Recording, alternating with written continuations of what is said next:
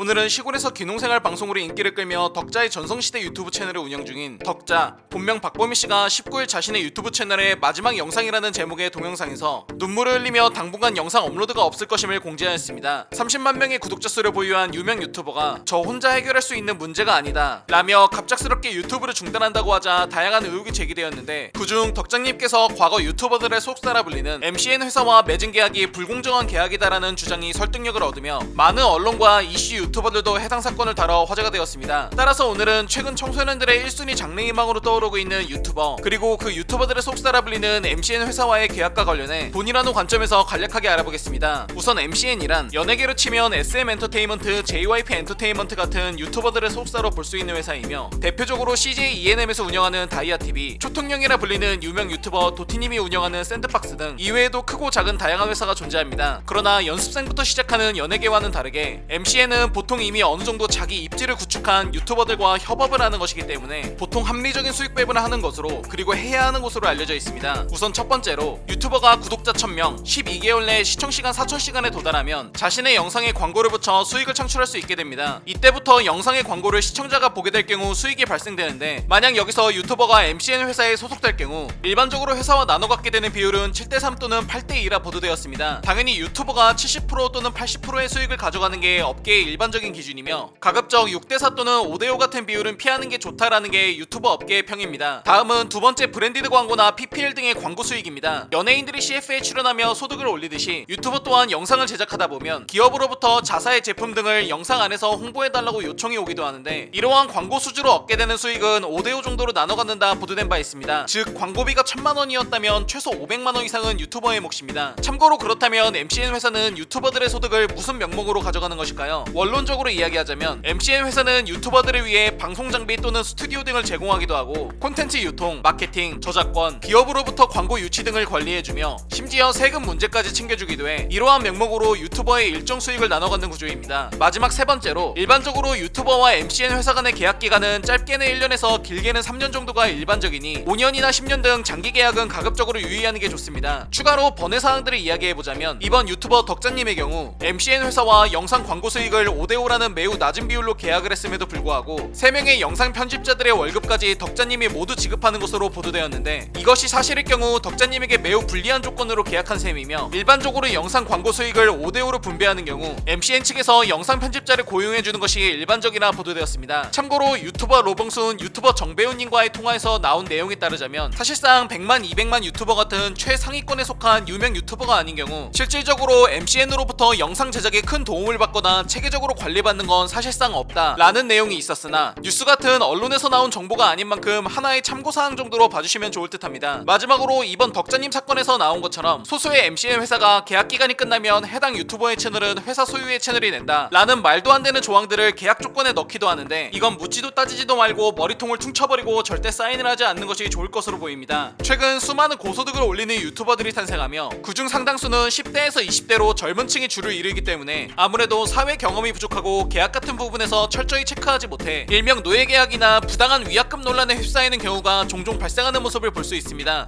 과거와는 다르게 나이와 신분을 떠나 어린 나이에도 큰 소득을 올릴 수 있는 유튜버라는 직업의 특성상, 특히 경험이 부족한 젊은 청년들은 어떠한 것도 사인을 하기 전 꼭 부모님 또는 변호사, 경험자 등의 검토와 조력을 받아보길 권장드립니다. 오늘은 30만 명대의 구독자 수를 보유한 유튜버 덕자님이 MCN 회사와의 불공정 계약 논란에 휩싸이며 어쩌면 유튜브 채널까지 양도해야 할 수도 있는 상황에 오게 되어, 앞으로는 이러한 일이 다시 발생하지 않길 바라는 마음에 간단히 정리해본 두인호의 90번째 돈에 관한 이야기, 유튜버와 MCN의 수익 배분 계약서 특별편이었습니다. 덕자님의 사건이 원만하게 해결되길 진심으로 응원합니다. 더 많은 흥미로운 스토리 두인호를 구독하고 받아보세요. 감사합니다.